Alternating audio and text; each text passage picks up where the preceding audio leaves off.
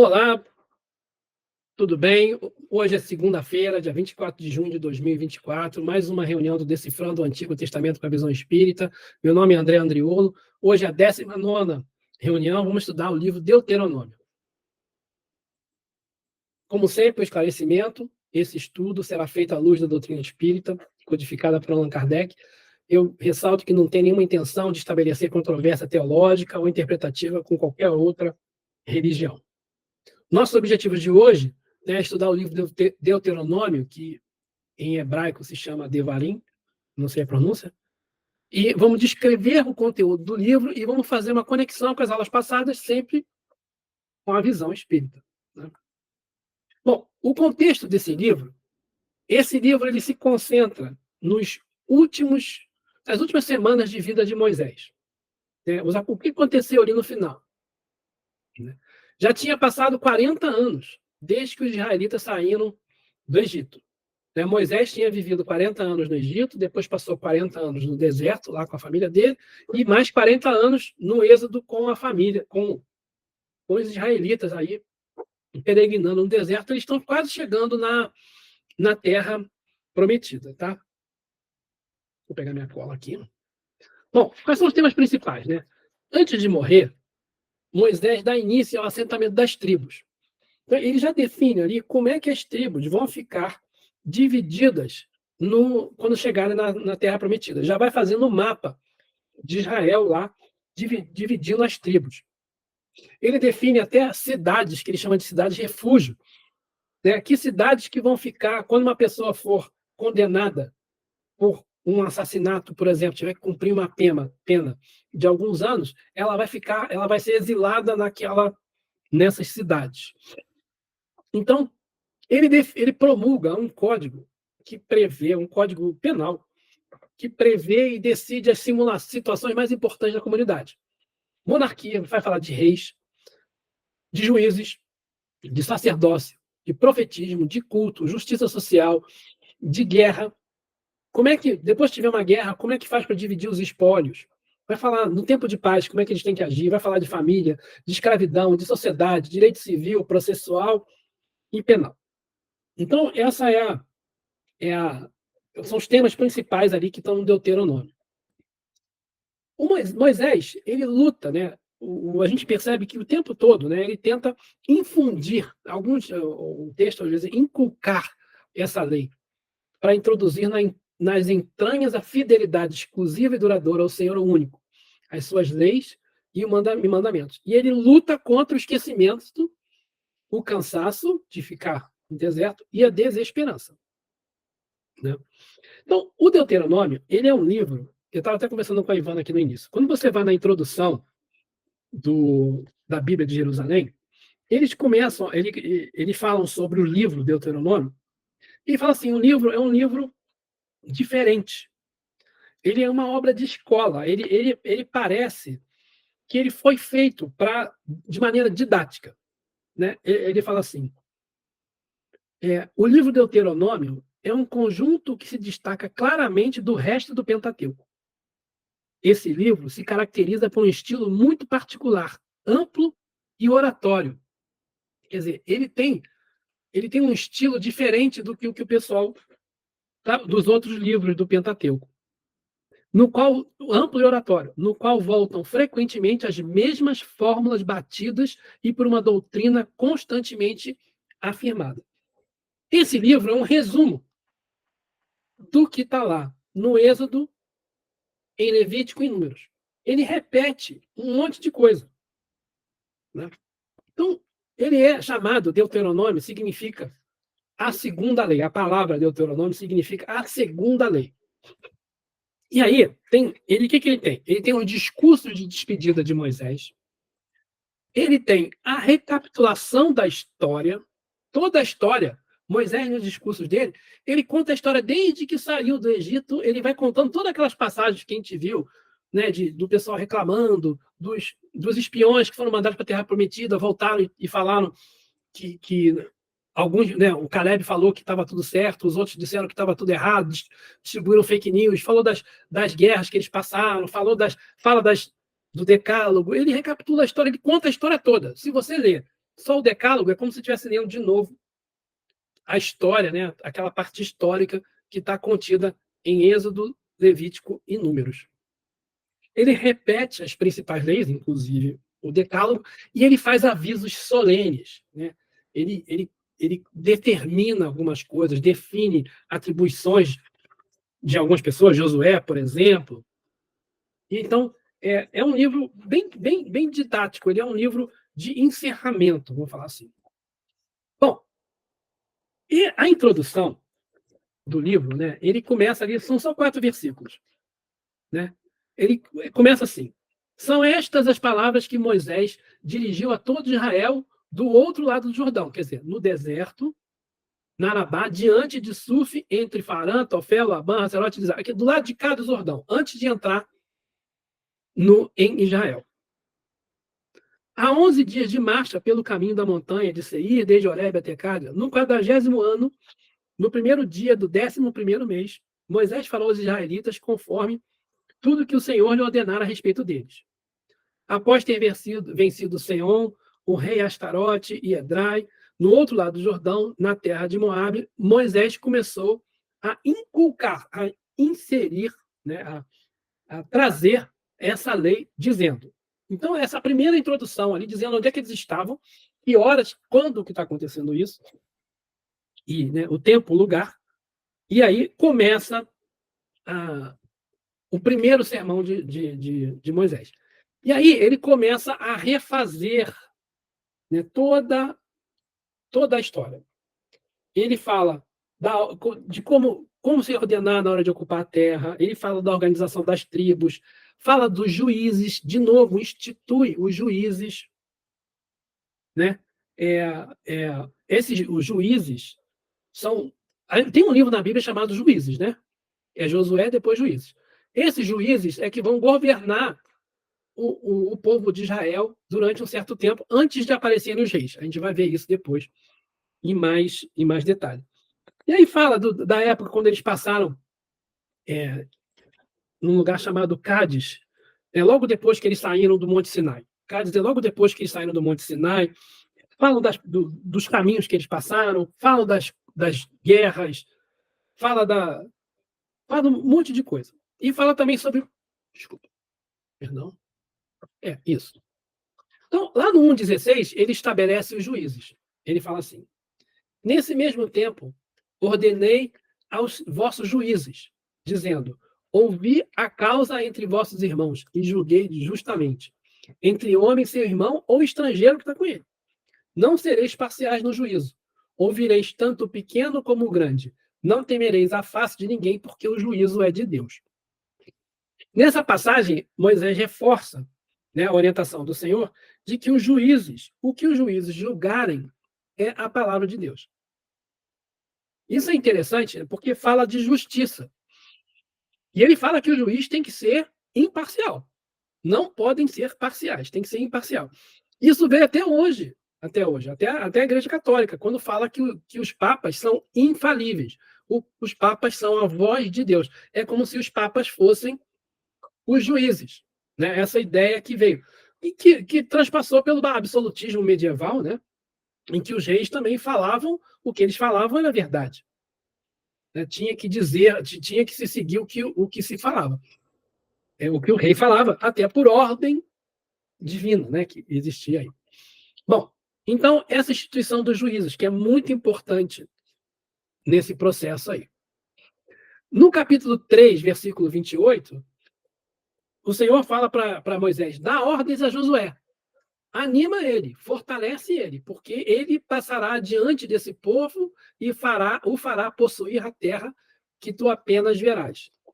Ele é onde ele comissiona Josué.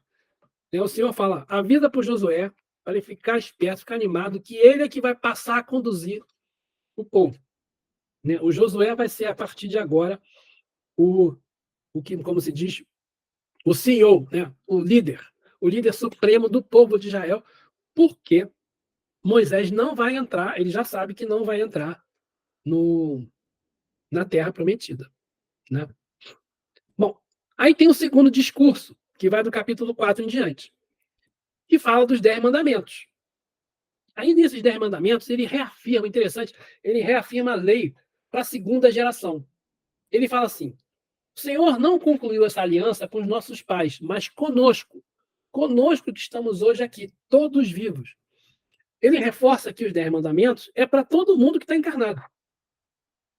Não foi uma coisa lá para trás. Não é para a primeira geração, né? É para todo mundo. Todo mundo. E uma coisa interessante, né? Existe no capítulo 6, versículo 5, eles chamam de mandamento maior. Amarás o Senhor teu Deus de todo o coração e toda a sua força. Vocês já ouviram isso quando vocês estudam Jesus?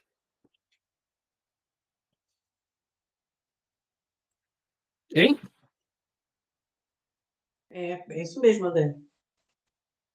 Né? Então, alguém abre para mim aí, no Evangelho segundo Mateus, capítulo 22, versículo 34. Eu não estou com Evangelho.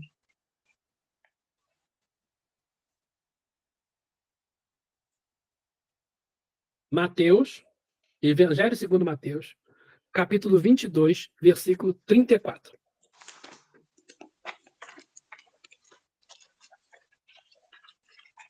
Se ninguém achar, eu vou ler aqui. Vou ler aqui. Eu estou lendo a Bíblia evangélica chamada NVI. É o capítulo 22? Capítulo 22 de Mateus. Qual o item? 34. Versículo 34. 22. Já achei o 22 aqui. Peraí, é que essa Bíblia ela é muito fininha para papel, a gente custa. Já achei. 34. Agora todo mundo dá. O maior mandamento. O maior mandamento. O nome desse pedacinho, né? É o maior mandamento. Ou o grande mandamento, dependendo da Bíblia, né? Aqui está os maiores mandamentos. No meu. Isso. Na Bíblia do Peregrino também está o maior mandamento. Então eu vou ler aqui uma versão que eu tenho aqui. Ao ouvirem dizer que Jesus havia deixado os saduceus sem resposta, os fariseus se reuniram. Um deles, perito na lei, o pôs à prova com essa pergunta: Mestre, qual é o maior mandamento da lei? Responde Jesus: ame o Senhor teu Deus de todo o coração, de toda a sua alma, de todo o seu entendimento. Jesus citou Deuteronômio, capítulo 6, versículo 5. Aí Jesus continua: esse é o primeiro e maior mandamento. E o segundo é semelhante: ame o seu próximo como a si mesmo. Destes 2 mandamentos dependem toda a lei e os profetas. Né? O segundo mandamento, importante, né? Ele fala: o maior é amar a Deus de todo o seu coração, toda a sua força, todo o seu entendimento. E o segundo mandamento é amar ao próximo como a si mesmo. Né? Aí você vê a relação que tem no Novo Testamento com o Antigo Testamento. Jesus cita literalmente Deuteronômio, capítulo 6, versículo 5 aí. E o Espiritismo, né, vem seguindo a mesma linha, né? Tudo bem? Tudo bem. Bom, então os 10 mandamentos são: não terá outros deuses diante de mim, não farás para ti imagens de escultura, não tomarás o nome de Deus em vão, guardar e santificar o dia de sábado. Eu esqueci de falar, né? Os mandamentos, nesse capítulo 6, eles são, como se diz assim, estão mais fácil escrita. Então, quando vocês quiserem pegar os 10 mandamentos, vai aqui no capítulo 6, no capítulo 5, desculpa. Vai no capítulo 5. Que o capítulo 5 tem uma... No Deuteronômio, capítulo 5. Ele tem um detalhamento melhor, não é um detalhamento, uma redação melhor, mais simples, mais direta, mais concisa do Decálogo, tá? Bom, e aí a gente sabe que temos aqui essa parte está falando do relacionamento do homem com Deus, e tem a segunda parte: honrar pai e mãe, não matar, não cometer adultério, não roubar, não levantar falso testemunho, não cobiçar as coisas alheias, que fala do relacionamento do ser humano com o ser humano. né? Então, nós já vimos isso, estudamos isso, e Moisés repete isso no capítulo 5 e no capítulo 6, sendo que no capítulo 6 tem aquela frasezinha lá do maior mandamento. Bom, aí chegou mais uma pessoa aqui, Paulinho. Então, vem o livro da lei. O capítulo 26, desculpa, até o 26. No capítulo 17, eles fazem a predição, existe a predição de um rei. Então, o Senhor fala assim: quando vocês tiverem entrado na terra, que o Senhor teu Deus te dará, tomado posse dela e nela habitares, e disseres: quero estabelecer sobre mim um rei, como todas as nações que me rodeiam. Deverá estabelecer sobre ti um rei que tenha sido escolhido por Senhor teu Deus, que é um dos seus irmãos, que estabelecerás como rei sobre ti. Não poderás nomear um estrangeiro que não seja teu irmão. Então, né, a gente vai ver que lá na frente, depois da época dos juízes, vão aparecer os reis. O primeiro rei vai ser, se não me engano, Saul. E para o rei ser efetivado rei, ele tem que ser ungido por um profeta, por um juiz. Porque vai como se o Deus estivesse escolhido. Como que o juiz fala? É a palavra de Deus, o juiz é que vai escolher quem será o rei. De novo, isso se repete lá na Idade Média, né, em que o Papa, né, o cardeal, sei lá, tinha que abençoar o rei, para que ele também pudesse ter poderes divinos. Né? Então, isso tudo uma coisa é ligada à outra. Né? No capítulo 19, ele fala assim: eu vou suscitar para eles, para o povo, né, que está no povo de Israel, um profeta, como Moisés, do meio dos teus irmãos. Colocarei as minhas palavras em sua boca, e ele, por ele, lhes comunicará tudo o que eu lhes ordenar. Então, o que acontece? Né? Os judeus falam, não, isso aí é autorização para os profetas. Os cristãos falam, não, está falando de Jesus. Né? Mas, de qualquer maneira, né, isso aí é uma previsão de que haverão outros profetas. Né? E Jesus também, lá na frente. Né? E antes de Jesus, João Batista. E várias pessoas, vários profetas virão que irão dizer a palavra de Deus. Ele está falando de médiuns, que virão outros médiuns. Né? E falarão, que passarão as mensagens dos espíritos superiores. É isso que ele está falando aqui no capítulo 19. Quando a gente falou dos juízes, dos profetas, eu peguei, eu não sei se dá para vocês verem, quem está no celular deve estar com dificuldade. Mas é grande. Isso aqui é uma cronologia. Ele vai colocando aqui os livros. Né? O livro de Ruth está aqui junto com Gênesis por causa da época que foi escrito. E o Jó também ele deveria estar por aqui. Eles estão colocando o livro de Jó aqui, mas alguns autores colocam também nessa época aqui. Mas assim, tem o Pentateuco, e aí entra na Terra Prometida. Depois vem Josué, os juízes, Ruth e Samuel. Em Samuel é que começam os reis. Né? Os primeiros reis aparecem aqui em Samuel, quando Samuel define lá o Saul. Né? Então, aí vai falar dos reis, Samuel já começa a falar dos reis, depois, deixa eu botar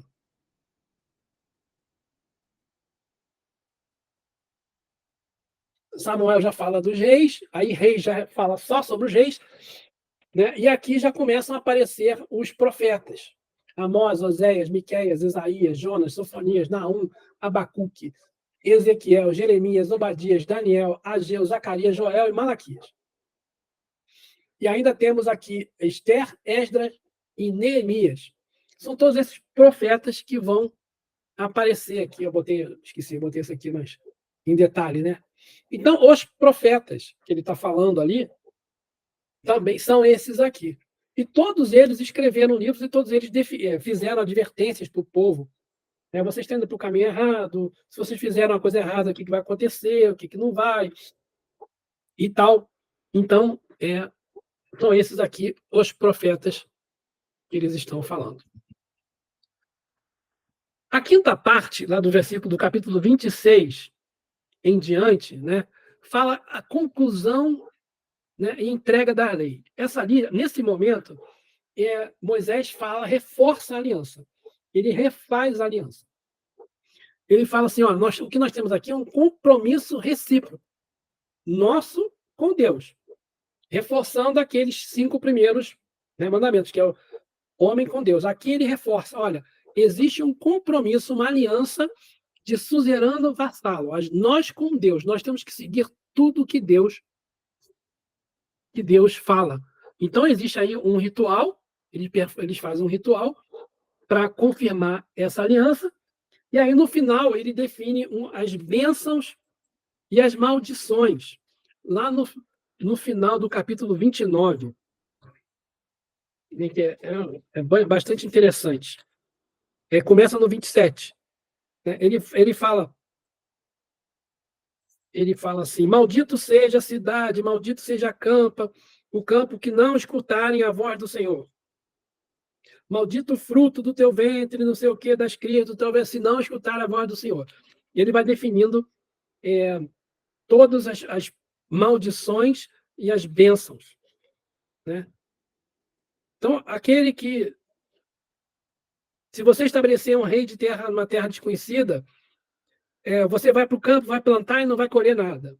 Né? As tuas esposas não vão gerar filho. Então ele vai falando um monte de coisa, que é mais maldição do que bênção, para ser verdade, né? Para dizer a verdade. Aí ele entra no terceiro discurso. No terceiro discurso, ele começa de novo a recapitular as lições do passado. Olha, quando a gente errou aqui, quando a gente murmurou, aconteceu isso. Quando a gente fez aquilo, aconteceu aquilo outro. Ele falou das maldições, né? Então fique esperto, as maldições não são só daqui para frente, a gente já passou por isso.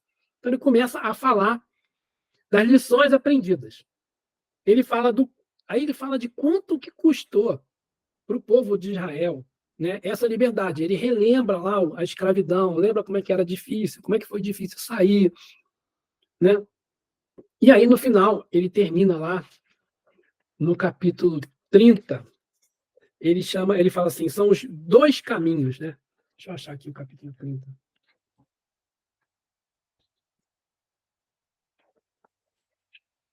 Os 2 caminhos. Eis que hoje estou colocando diante de ti a vida e a felicidade, a morte e a infelicidade. Ele termina esse capítulo 30 dizendo, olha, depois recapitulando tudo, vocês têm 2 caminhos. Ou vocês podem viver e serem felizes, ou vocês podem serem infelizes e morrerem. Se ouves o mandamento do Senhor teu Deus, que hoje te ordeno, amando o Senhor teu Deus, andando em seus bons caminhos e observando seus mandamentos, seus estatutos e suas normas, viverás e se multiplicarás. E o Senhor teu Deus te abençoará tudo abençoará na terra em que estarás entrando a fim de tomares posse dela. Contudo, se o teu coração se desviar e não ouvires e te deixares seduzir e te prostrares diante de outros deuses e os servires, eu vos declaro hoje, é certo que morrereis. Então, é o finalzinho aí do capítulo 30. Chega no capítulo 31, é quando ele define, né, que Josué vai ser o seguidor, né, o novo líder. Ele diz a missão de Josué. A lei, ele define que a lei vai ser depositada na Arca da Aliança, que ele fala para coloca agora dentro da arca as tábuas da lei, junto com o cajado de Arão e um pouquinho de maná. E aí Moisés se prepara para morrer. Existe um cântico de Moisés, né? Aí ele ele faz uma prece gigante, muito bonita, mas muito gigante. E aí Moisés abençoa o povo. E aí ele sobe no monte, como é que chama? Desculpa. Ele sobe no monte Moabe, e aí ele vai assistir, vai ver o Jordão e não entra, e aí ele morre. Uma coisa interessante que eu pulei aqui, né, no capítulo 28, esse aqui é um texto que está no Manual Bíblico Halley. ele fala ali, quando ele começa a falar, lá no capítulo 28, que ele fala ele faz essa recordação, né, essa recapitulação, e ele fala do futuro, né, a Bíblia de Manual Bíblico Harley fala assim: esboça-se aí toda a história futura da nação judaica. O cativeiro babilônico e a destruição pelos romanos são descritos vividamente. Ele fala da águia, é interessante. Em alguns livros, em algumas traduções está abutre, tá? Mas ele fala que o povo de Israel vai ser conquistado por um povo, Israel vai ser conquistado por um povo que vai ter a águia como insígnia. Obviamente está falando dos romanos. Algumas traduções falam em abutre, tá? Aí fala do cerco dos babilônios, fala da dispersão dos judeus, que existe a diáspora, da sua vida errante, das perseguições, fala de tudo até hoje, né? Então, esse capítulo 28, esse autor, ele fala que ele constitui uma das mais estupendas e indiscutíveis evidências da divina inspiração da Bíblia. Então, vale a pena ler o capítulo 28 e o 29, porque ele vai falando o que vai acontecer. É óbvio que se você pensar que esse livro foi escrito, inclusive eu também li sobre isso, alguns autores acham que não foi nada de inspirado, é que escreveram um livro depois que a história aconteceu. Pode ser, mas se você considerar que aquilo foi escrito naquela época, prova aí a inspiração, né? Então, aí Moisés, lá no finalzinho, já está nas últimas disposições, né? Moisés fala para Israel: se hoje sou hoje de 120 anos de idade, já não posso mais sair e reentrar. O Senhor me disse: não passarás do Jordão. E aí, lá no 34, finalzinho de Deuteronômio, lê assim: Moisés subiu da estepe de Moabe junto ao monte Nebo, ao topo do Fasga, diante de Jericó.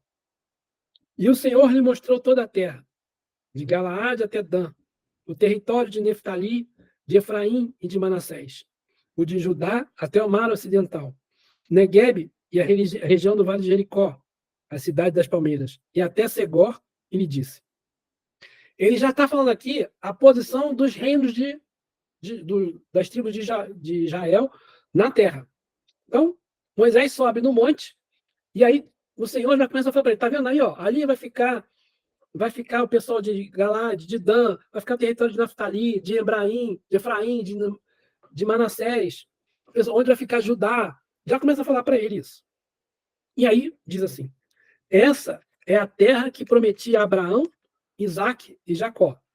Lembra, né? O Deus de Abraão, de Isaque e Jacó. Dizendo-lhes: eu a darei à tua descendência. Eu te fiz vê-la com teus próprios olhos, mas não entrarás nela. E aí morreu Moisés, servo do Senhor, em Moabe, como o Senhor havia dito. Foi enterrado no vale do Moabe, diante de Bet-Fegor, e até hoje ninguém conhece o lugar de seu túmulo. Mas também não chegou na Terra Prometida, né? Não, ele não chega. Ele sobe no monte e vê. Aquele é o Rio Jordão. Vou mostrar no mapa. A Terra Prometida já fica do outro lado. Aqui, ó. Uhum. O Monte Nebo está aqui, ó. Tá vendo? Nebo. Dá para ver? Aqui é o Rio Jordão, ó. Uhum. Aqui é o Rio Jordão, aqui é o Mar da Galileia, né? Aqui é Israel. Canaã, aqui, ó. E esse pedaço filistia aqui é a faixa de Gaza de hoje, né? Eu acho que eles chegam a Canaã, né? Que era a terra. Isso, Canaã, que é a terra prometida. Eles estão aqui, na Palestina. Então, eles vão atravessar o Rio Jordão. Uhum. Né? Aqui é que é ele está bem aqui na pontinha aqui. Ó. Moisés chega até aqui. Então, né, aqui são os lugares que ele fala: Moabe, Edom, todos esses lugares a gente ouviu falar, né? Deserto de Sim, Elim, lembra quando o pessoal reclama, logo que saiu, reclama que falta água? São esses lugares aqui. Meribá, lugar da água amarga. Né? Então, aí eles ficam andando por aqui, né?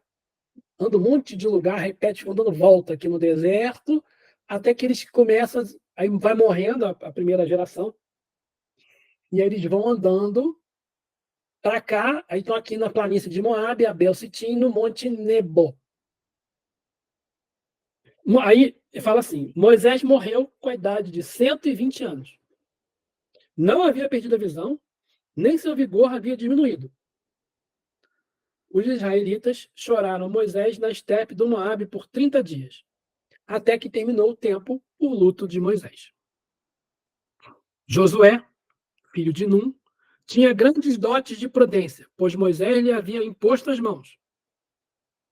E os israelitas lhe obedeceram e fizeram o que o Senhor havia ordenado a Moisés. Nunca mais surgiu em Israel outro profeta como Moisés, com quem o Senhor tratava cara a cara, nem semelhante a ele nos sinais e prodígios que o Senhor lhe mandou fazer no Egito contra o faraó, sua corte e seu país. Nem na mão poderosa, nos terríveis feitos que Moisés realizou na presença de todo Israel. Aí termina o Deuteronômio, termina o Êxodo.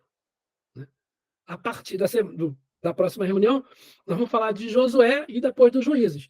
E Josué vai, para entrar aqui, ele tem que primeiro passar por Jericó. Mas essa é uma outra história. Na Bíblia do Peregrino, né, ele fala assim: o Deuteronômio que lemos hoje tem algo de final de sinfonia, de conclusão solene. É verdade, né? É um fim de festa, né? Termina sem final feliz. Pô, o cara, ele fala assim: final para Moisés, gigante, é um gigante, um ser humano, né, um profeta gigante, né, poderosíssimo, que saiu do Egito, percorreu todo o caminho para terminar não entrando na Terra Prometida. O cara andou 40 anos no deserto, ficou 40 anos lá com o faraó, né? Depois ficou 40 anos com a família lá daquela tribo etíope, depois veio para resgatar o Israel, né? Teve o chamado do Senhor, veio para resgatar Israel da escravidão, passou o pão que o diabo amassou no deserto e chegou lá no final, tu não vai entrar. Final também, né? Final para Moisés e também final para o povo, que saiu escravo do Egito. E agora já é um povo livre em comunhão com Deus. Lembra que a gente falou que o livro Levítico ele era dividido em 3 partes, né?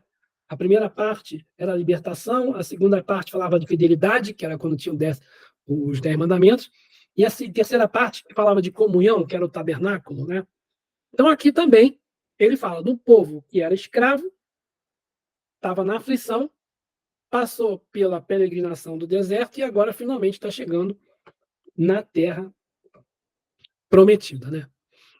Aí, lembra que a gente, quando estudou lá atrás, né, quando a gente começou a estudar o Êxodo, a nossa primeira conclusão é assim: como que a gente pode entender aquele sofrimento? Por que Israel estava ali, né, sofrendo aquela escravidão, 400 anos de escravidão?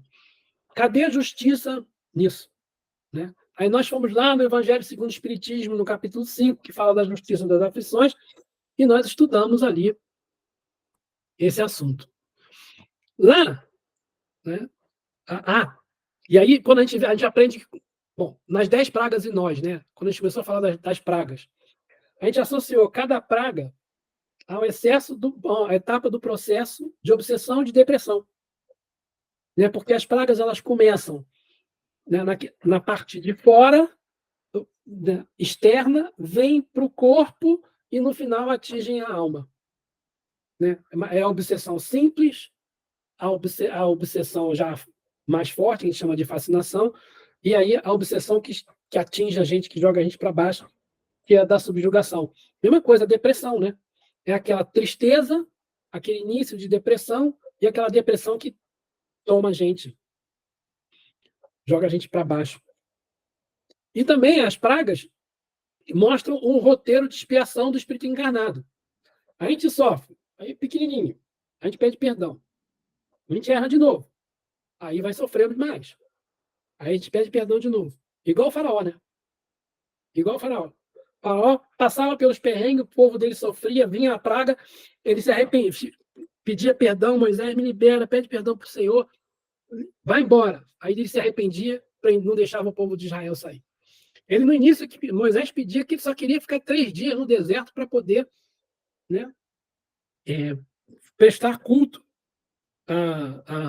ao Senhor. E o faraó não deixa de jeito nenhum, né?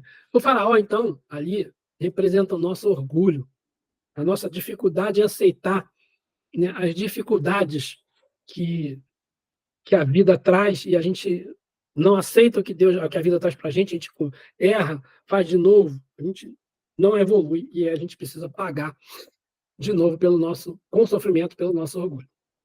Então, a gente vê que a aflição dos israelitas, né, passa a ser a aflição dos egípcios, né? Antes, quem estava sofrendo eram os israelitas que estavam presos lá, escravos. Quando vem as pragas, depois das pragas, quem é que vai sofrer? São os egípcios. Então, existe ali uma troca, né? Primeiro, a aflição dos israelitas vai para a aflição dos egípcios. Só que os israelitas, eles continuaram errando. E aí, na peregrinação do deserto, durante várias situações, eles erram de novo. Aí passam por aflições. O Senhor manda, né, vem praga. Tem aquela praga que morre um monte de gente, tem aquele pessoal que se rebela e é engolido pela terra, né? Tem a murmuração, querem apedrejar Moisés. Então, assim, toda vez que existe uma rebeldia com relação ao que o Senhor quer, vem um sofrimento. Aí a gente viu, né? Isso a gente saiu já da Páscoa, já saiu, já vimos os 10 mandamentos, a gente viu o tabernáculo. Isso está lá no finalzinho do Êxodo, já falando na parte da comunhão, né? E aí a gente viu que o Êxodo, né, é dividido, o tabernáculo é dividido em 3 partes, né? O átrio, o lugar santo e o santo dos santos. Que a escada espírita também é dividida em 3 partes, né? Os espíritos imperfeitos, os espíritos bons e os espíritos puros. Os espíritos imperfeitos, onde existe a predominância da matéria. Os espíritos bons, onde há uma predominância do espírito sobre a matéria. Os espíritos puros já não sofrem nenhuma influência da matéria. E a gente viu aqui, né? Aqui no átrio são feitos sacrifícios. É interessante assim, né? O sacerdote vem aqui, lava a mão, faz o sacrifício, depois lava a mão de novo para se purificar, né? E o povo todo vem aqui. Todo mundo só pode entrar aqui. No lugar santo, só os sacerdotes entram. Tem que manter a menorá acesa, simbolizando a vigilância, né? Com a flor da amendoeira, né? O desenho da flor da amendoeira nos castiçais e no castiçal. E tem que manter sempre aceso. Por quê? Representando que a vigilância do Senhor é constante, 24 horas por dia. Né? O altar do incenso tem que ficar também ligado o tempo todo, simbolizando ali que precisa ficar em oração. Que a gente precisa ficar conectado com um alto, porque quando acende o incenso, aquela fumacinha sobe, né? Aquele cheiro sobe, e tudo que sobe representa o divino. E aqui a mesa da proposição, desculpa, que mantinha os 12 pães ázimos, lembrando as 12 tribos e lembrando também a saída da escravidão. Né? Então, o átrio aqui representando o sacrifício do dia a dia, o sacrifício das reencarnações, aqui representando a necessidade de se elevar, de entender que Deus está sempre conosco, né? Se lembrar o tempo todo que se a gente errar, a gente volta para a escravidão, né? E oração. Então, Deus vigia, Deus está sempre olhando para a gente. Não dá mole para não voltar para a escravidão. E oração, orar e vigiar, né? É orar e vigiar. E aqui, no Santo dos Santos, no Santíssimo, ficava a Arca da Aliança, onde Deus se manifestava, né? Em pessoa só podia entrar aqui o sumo sacerdote uma vez por ano, depois de passar de um senhor processo de purificação, que incluía até você colocar pegar lá um bezerro, e esse bezerro, ele tinha que, o sumo sacerdote olhava para ele, impunha as mãos e colocava nele todos os pecados do povo e ele era mandado embora, como se pudesse mandar os pecados embora. E o sumo sacerdote vinha aqui uma vez por ano para pedir perdão pelos pecados da comunidade do povo de Israel. Então, os três locais lá do tabernáculo representando aí os três estágios, né, da predominância da matéria, que é o átrio, onde a gente precisa sacrificar, a gente precisa sofrer as reencarnações difíceis, de expiações, encarnações que têm dor, que têm sangue, né? Que a gente tem que dar o sangue para poder passar pela vida. Não é isso que a gente fala? Para mim viver, eu preciso dar o sangue. Já no lugar santo, né, aqueles espíritos que já são bons espíritos, que já não estão mais ligados à matéria, né? São os espíritos que já entenderam o objetivo da encarnação, que é um objetivo do espiritismo, né? O objetivo do espiritismo é acabar com o materialismo, mostrar para a gente que a vida após a morte é mais importante do que a vida na matéria, né? Exatamente isso, para que todos nós nos tornemos bons espíritos. Esse é o objetivo imediato, né? E depois os bons espíritos vão evoluir e vão conseguir se tornar espíritos puros, que nenhuma influência tem na matéria, que não precisam mais encarnar na Terra. Não precisam encarnar em lugar nenhum. Não precisam encarnar em nenhum planeta. Esses espíritos puros já não têm nenhuma influência da matéria, apesar de poderem, obviamente, encarnar como Jesus fez, mas não precisam passar por isso. Beleza? Aqui a escala espírita, os espíritos imperfeitos, né? Tá lá os impuros, os levianos, os pseudo-sábios, os neutros, os batedores ou perturbadores. Depois vem os de segunda ordem, os de benévolos, que têm muita bondade, os sábios, que têm bastante conhecimento, os de sabedoria, que têm bastante conhecimento e benevolência, e os superiores, que estão quase puros. Então, quando Kardec fala assim, os espíritos superiores, ele está falando de espírito quase puro. Quando ele fala de bons espíritos, ele está falando do pessoal aqui. Mas espíritos superiores é espírito que já está quase lá em cima, né? Quando ele fala dos espíritos imperfeitos, está falando de todos nós. Tudo bem? E aí, a gente percebe que não dá para ir direto na Terra Prometida, né? O Senhor fala para Moisés, olha, esse pessoal fica se rebelando aí, não tem jeito não, cara. Tem que passar um tempo aí. Esse pessoal que tem ciúme, não dá para entrar na Terra Prometida, não. O pessoal que é pessimista, tem desesperança, não dá para entrar na Terra Prometida, não. O pessoal que desconfia de tudo, não dá para Terra Prometida, não. O pessoal que espalha fake news, não dá para ir para Terra Prometida, não. Isso nós vimos na penúltima reunião. O que é entrar na Terra Prometida? Entre chegar na Terra Prometida, a gente passar de espíritos impuros, sair daqui para cá. Pelo menos isso.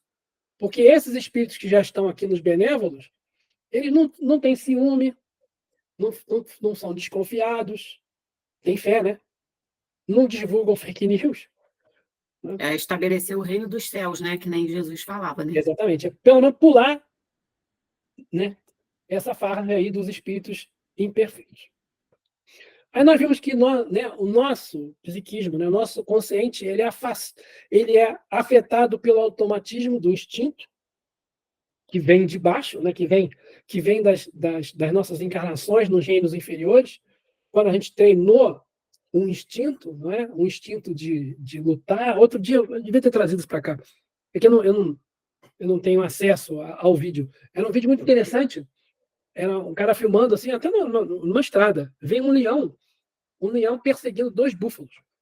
E o búfalo correndo. De repente, o búfalo vira de frente e ameaça o leão vai embora. Né? O que é? É um instinto. Ou foge ou ataca. O búfalo estava fugindo e depois mudou para atacar. E é o que a gente faz. Ou a gente foge ou a gente ataca quando aparece um perigo. Isso está lá no nosso subconsciente. Assim. Isso é muito difícil. Né? O Jorge André até tem um estudo sobre isso, que ele fala do coeficiente de inteligência emocional, o QI comum, e fala do coeficiente de inteligência espiritual. Né? Então, o nosso coeficiente de inteligência espiritual é o quanto que a gente consegue, né, fala assim, entender o que vem de cima. O coeficiente de inteligência é o que é a nossa razão, é o intelecto. O coeficiente emocional mede o quanto que a gente consegue sair desse instinto aqui. E o coeficiente espiritual é o quanto que a gente consegue aceitar do que vem de cima, dos espíritos superiores. É quando que a gente consegue reconhecer, né? Quais são as situações?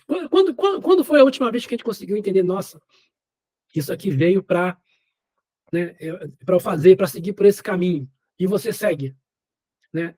E quem faz isso tem inteligência espiritual. Também Jorge André estuda esse assunto aí. E nós, né, o nosso consciente é resultado do que vem de cima e do que vem de baixo.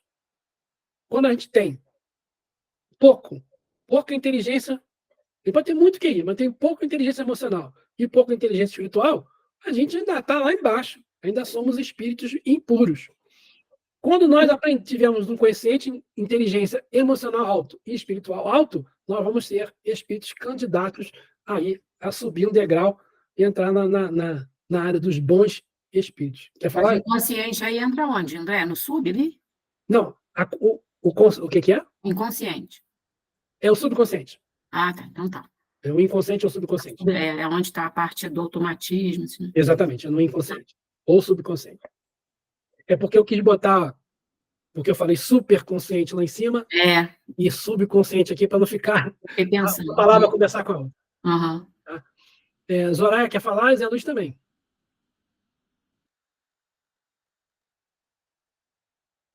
Não? Não querem? Não, eu estava esperando ver se a colega ia falar. André, eu vou fazer uma análise, se achar que é muito complexa, você pode descartar. Na realidade, a formação, que a gente sabe, né, do superconsciente, ela não vem só do infinito. Ela vem também de uma depuração do consciente, não é isso? Com certeza, exatamente. Não, o conhecimento que vem de cima ajuda a moldar o nosso superconsciente. Não, porque eu vou fazer só uma ressalva, desculpa aí, com relação a esse modelo. Porque deveria ter, de alguma forma, um link vinculando o superconsciente com o consciente, o superconsciente com o subconsciente para entrar no consciente. Foi claro isso? Entendi. Porque da forma como o modelo está, são duas coisas separadas. Eu acho que tem que passar pelo filtro do subconsciente, não é isso? Isso. Tem razão. Não, desculpa aí, mas só... Na verdade, o que eu quis mostrar aí é o semicírculo, né? É o semicírculo do subconsciente e o semicírculo do superconsciente. Os dois influenciam no consciente. Essa que foi a ideia. Entendi. A ideia da imagem, né? É mostrar que o nosso consciente é influenciado pelo superconsciente e pelo subconsciente. O subconsciente ele sofre influência das nossas encarnações passadas. E o superconsciente, ele está aberto para receber informações que vêm do alto, do infinito. Né? Só que a gente não ouve. Né? Quanto mais inteligência espiritual a gente tem, mais fácil é de entender. Tá? Beleza, obrigado. Oi? Falou. O Haroldo Dutra, ele fala assim, eu peguei algumas frases dele. O Antigo Testamento é a história da evolução da espécie humana. Eu fiquei pensando sobre isso, né? Porque o Antigo Testamento não é só o Pentateuco, né? É tudo, né?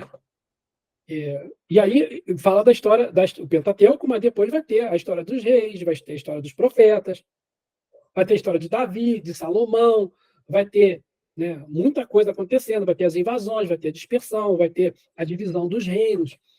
Em que sentido que ele está falando isso, né?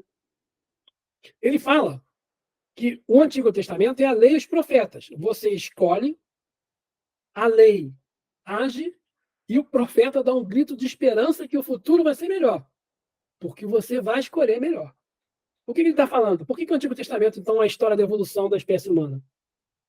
O Antigo Testamento mostra que todas as escolhas que você pode fazer e todas as consequências.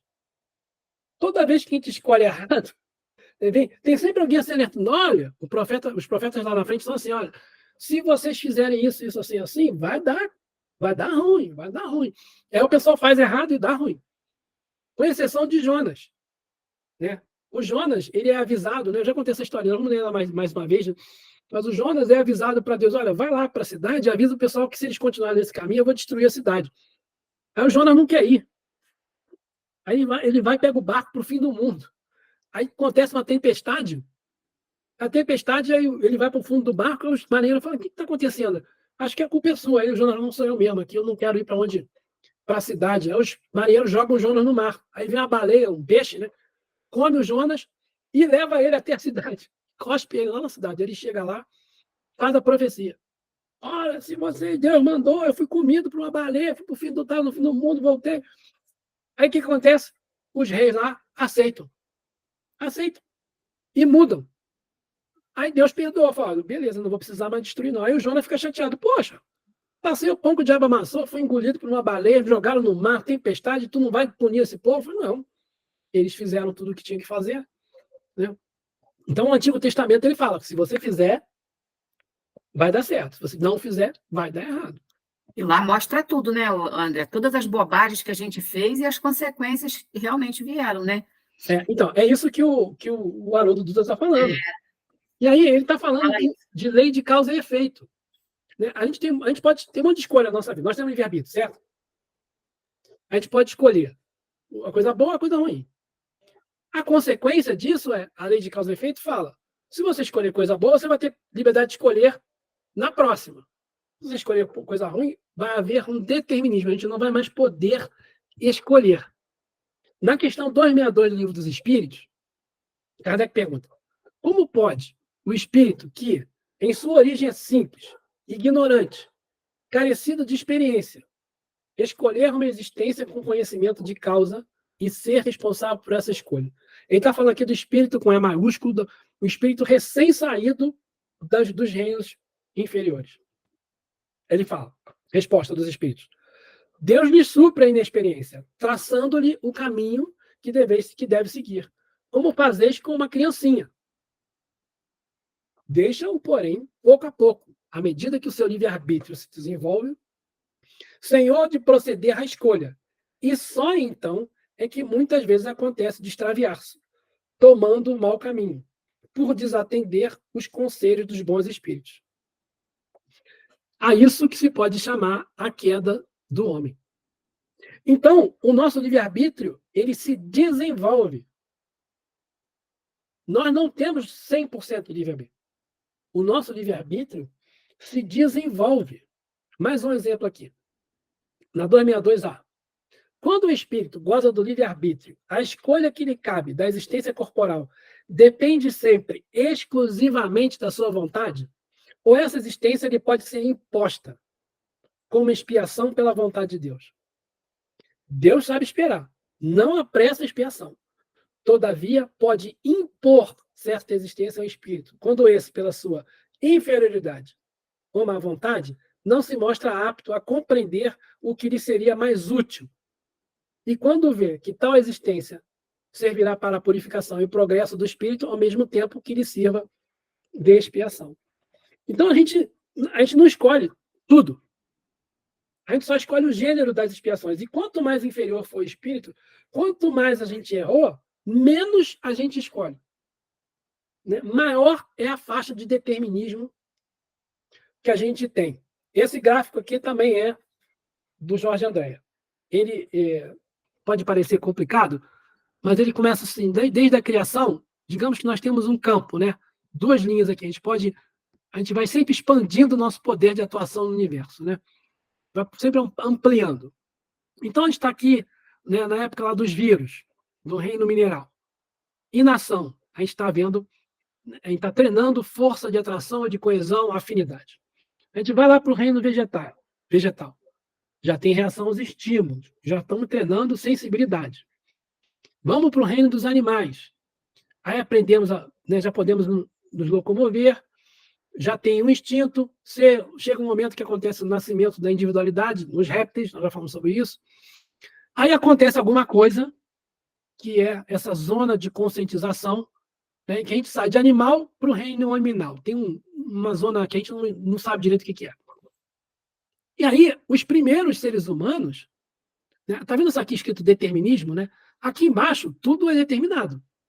né? Os animais, por exemplo, o João de Barros sempre vai fazer casinha, né? O gato sempre vai miar, o boi sempre vai mugir, né? O peixe sempre vai nadar, né? Não dá para mudar, porque existe um determinismo aqui que define o que a gente vai, o tipo de vida que nós vamos ter. Quando a gente entra no reino hominal, a gente já começa a ter um pouco de livre-arbítrio, mas está vendo? Esse pedaço aqui, esse triângulo aqui, é o determinismo. O que a gente tem de livre-arbítrio é muito pequenininho. Ó, muito pequenininho. Do todo o campo de ação, a gente pode mexer muito pouco. Então, aqui nesse início, a gente vai nascer num planeta, numa época, num local, né, numa família, que a gente não que nos limita. Não tem ferramenta. Né? Conforme o espírito vai evoluindo, o campo de atuação, né, de escolha nosso vai aumentando. Sendo que toda vez que a gente erra, a gente fica preso aqui no determinismo. É isso que os espíritos estão falando a Kardec. No início, assim que saiu, né, criado simples e ignorante, está falando daqui. Ó. Assim que saiu, né, que virou espírito com A maiúsculo, muito pouco campo de atuação, como uma criança. Muito do que a gente vai passar na vida ainda é determinado. Deus define para a gente todo tipo de experiência que a gente vai ter que passar para poder ir aprendendo. Conforme a gente vai evoluindo, nós vamos tendo mais campo de ação. Né? E aí aqui o Jorge André fala, né? Os seres humanos normais seríamos nós, mais ou menos por aqui. Eu acho que a gente está mais aqui embaixo, mas tudo bem. Né? Ele fala da intelecção, né? Da razão, da capacidade que a gente tem de raciocinar, de desenvolver tecnologias, né? De pensar em máquinas, em soluções da medicina, na química, na ciência social. A questão da co-criador, né, André? Eu acho que, não sei se estaria dentro dessa... Todos nós temos capacidade de ajudar na criação, quando a gente usa o intelecto para isso.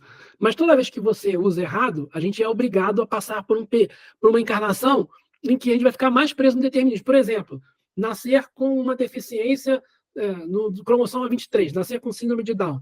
É uma limitação. Aquele espírito está limitado pelo corpo dele, a área de atuação dele. Né? Nascer num país, lá numa ilhazinha do Oceano Índico, que você não tem acesso a nada, limita a tua capacidade de atuação. Então, você pode influenciar menos pessoas, em um lugar que não tem internet, que não tem nada, né? Você é limitado. A nossa encarnação é limitada por causa disso. Não estou dizendo que todo mundo que nasce numa cidade azia, pelo amor de Deus. Não disse isso. Mas a gente passa por encarnações onde a gente tem limitações de atuação. Isso tem que ter uma utilidade. Né? E aí, quando a gente aqui a superconsciência, por isso que eu usei superconsciente lá, né? Onde a gente tem acesso à intuição. E aí, né, quanto mais perto dos seres superiores, dos espíritos superiores, dos bons espíritos nós formos, maior vai ser o nosso campo de atuação e menor vai ser o determinismo na nossa vida. Então, a evolução nossa do espírito, ela, com relação ao livre-arbítrio, ela aumenta o nosso livre-arbítrio conforme a gente é mais evoluído. Quanto menos evoluído a gente for, mais difíceis são as coisas, nosso campo de atuação. Menos gente a gente consegue influenciar, menos coisas a gente consegue fazer, porque o nosso livre-arbítrio vai sendo limitado. Entendeu? Conseguiram entender aqui a ideia? Bom, então, terminando aqui o Pentateuco, né, a gente falou que o Êxodo, né, o Êxodo, ele é dividido na libertação, em 3 partes: libertação, fidelidade e comunhão. A libertação, ela termina com a Páscoa. A fidelidade, ela é mostrada com a aliança, com os 10 mandamentos. E a comunhão é o tabernáculo. O livro da Gênesis, né, ele fala muito de libertação, porque ele fala lá do nosso passado. Ele começa lá, né, da criação, depois fala de Noé, depois fala de Abraão, de Esaú, Jacó, né? Ele vai Abraão, Isaac e Jacó, Esaú e José. Ele vai contando, né, a evolução ali daquele povo, como saiu de uma coisa bem primitiva, né, Por exemplo, quando Abraão, né, Abraão entra no Egito, a esposa dele diz que é irmã e tal, aquela coisa bem primitiva vai evoluindo para até um momento, né, que a gente vai entrar no Êxodo. O Êxodo é o quê? Fala lá da escravidão, da libertação da escravidão. A primeira coisa que Moisés faz, que Deus faz, é organizar, né? Já começa a haver uma civilização ali, uma civilidade, vamos falar assim, naquele povo que era nômade, né? O Levítico e Números falam do tabernáculo, falam de comunhão com Deus. E o Deuteronômio, ele fala da aliança. Que esse resumo que ele faz, que Moisés fala, ele fala, olha, gente, esse resumo aqui só quer dizer uma coisa. Tudo que a gente falou aqui é para a gente aprender a se comunicar, a entrar em comunhão com Deus. Se você não fizer o que a gente aprendeu durante esse período todo, vai dar ruim. Né? E aí, quando a gente olha o Livro dos Espíritos, né, o Livro dos Espíritos é dividido em 4 partes. Causas primárias. Tem tudo a ver com a Gênesis. A segunda parte, que fala do mundo espiritual, fala do Êxodo, Levítico e Números. Por quê? Porque fala dali, né, do tabernáculo, daquela terceira parte, né, do tabernáculo que a gente viu, dos 3 níveis, dos bons e dos espíritos inferiores, dos bons espíritos e espíritos puros. As leis morais da terceira parte estão lá no Êxodo, no Decálogo, porque todas as leis morais são decorrências dos 10 mandamentos. São expansões dos 10 mandamentos. Os 10 mandamentos continuam valendo. E as esperanças e consolações estão lá no Levítico também. Porque a gente aprende lá no Levítico que quando começa Moisés a falar das maldições, das bênçãos, do que tem que fazer, de pagar por fazer sacrifícios pelos pecados, né? Sacrifício por fazer ofertas, vamos falar assim, ofertas pelas coisas que a gente recebeu, oferta por pecado. Está falando das nossas reencarnações, está falando da esperança no futuro, está falando de consolação. Então, o Livro dos Espíritos, por mais que incrível que pareça, se relaciona também com o Pentateuco de Moisés, que é a lei, a primeira lei. Né? Lá no iniciozinho do Evangelho segundo o Espiritismo, né, a primeira mensagem lá fala, não vim destruir a lei. Por quê? Porque a lei está toda nesses 5 livros aí. Né?